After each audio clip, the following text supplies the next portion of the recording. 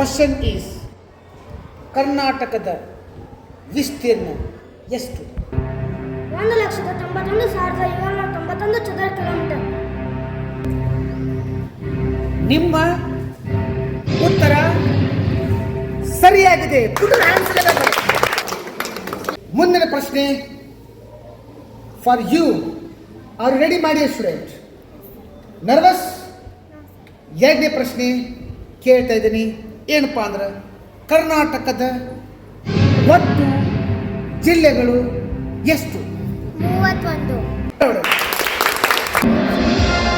Next question.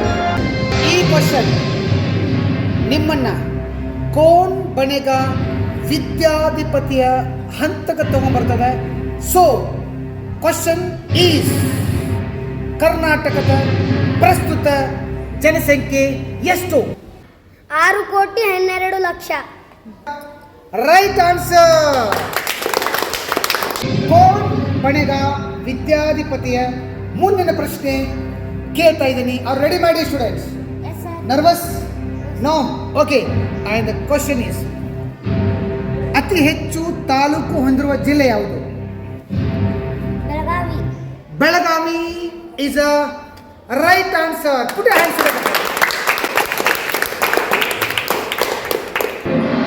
Next question. Kaun Banega ವಿದ್ಯಾಧಿಪತಿಯ ಮುಂದಿನ ಪ್ರಶ್ನೆ ನಿನಗಾಗಿ.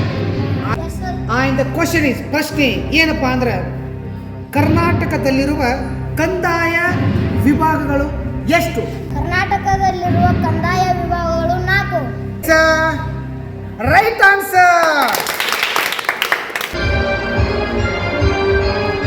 ಕೌನ್ ಬಣೆಗ ವಿದ್ಯಾಧಿಪತಿಯ ಮುಂದಿನ ಪ್ರಶ್ನೆ ನಿನಗಾಗಿ.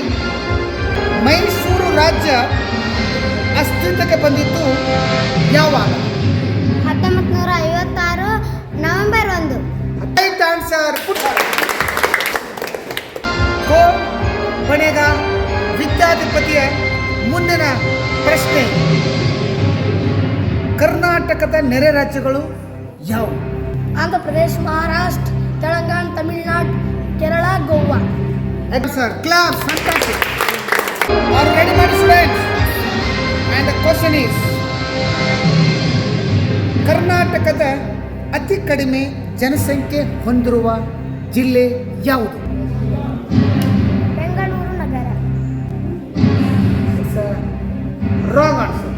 ಕೊಡಗು. ಬೆಂಗಳೂರು. ಸೊ ಕೌನ್ ಬಣೆಗ ವಿದ್ಯಾಧಿಪತಿಯ ಕೊನೆಯ ಪ್ರಶ್ನೆ ಕರ್ನಾಟಕದ